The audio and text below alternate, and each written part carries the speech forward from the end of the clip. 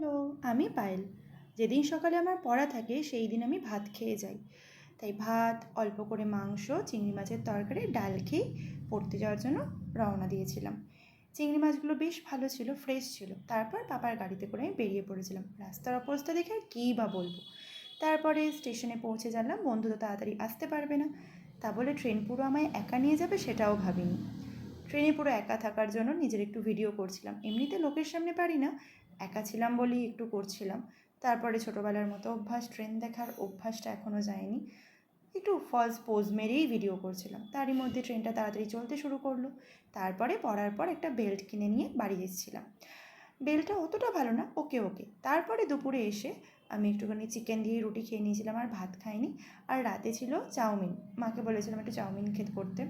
পুরোটাই আনহেলদি হয়ে গেল দুপুর আর রাত্রি। যাই হোক, খেয়েছিলাম, পড়তে পড়তেই খাচ্ছিলাম।